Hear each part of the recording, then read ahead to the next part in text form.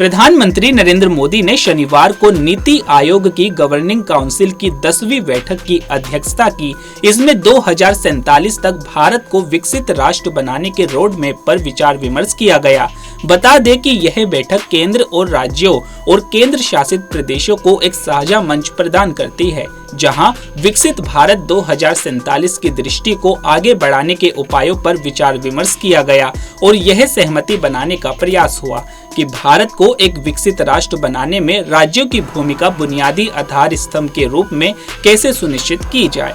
वही मीटिंग के बाद दिल्ली की मुख्यमंत्री रेखा गुप्ता ने भी इसकी जानकारी दी।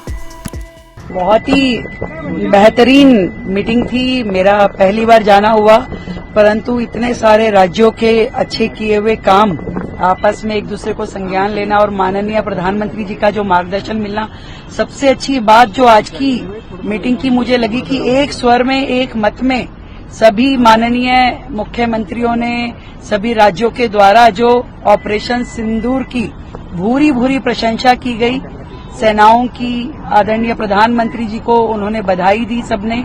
ये बहुत ही आनंददायक था कि पूरा भारत किस तरीके से एकजुट है और बहुत सारी बेहतर चीजें अलग अलग राज्यों से सीखने को मिली, सुनने को मिली और बहुत अच्छा एक्सपीरियंस रहा।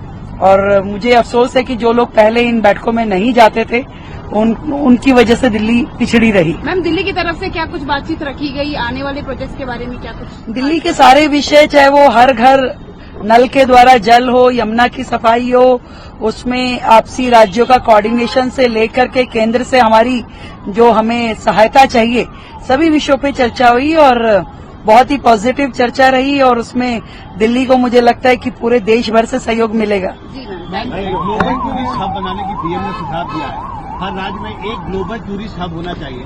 दिल्ली में भी आप सोचेंगे इसके बारे में? हम दिल्ली में एक नया टूरिस्ट सर्किट उसको डेवलप कर रहे हैं कि पहले जो 3-4 डेस्टिनेशन जो हमारे आपके बचपन में कभी हमने देखे वही चल रहे थे अब तक, परंतु एक पूरा नया टूरिस्ट सेक्टर दिल्ली में हो ताकि दिल्ली में कोई भी सेनानी घूमने के लिए आए तो उसको नई नई जगहें, चाहे वो भारत मंडपम है, यशो भूमि है, अमृत उद्यान है या हमारा शहीद स्मारक है, ऐसा एक पूरा टूरिस्ट बेल्ट आदरणीय अंबेडकर सेंटर जो बना है, उस तरीके से हम एक पूरा टूरिस्ट सेक्टर डेवलप करेंगे जो सेनानियों के लिए बहुत ही देखने लायक रहेगा।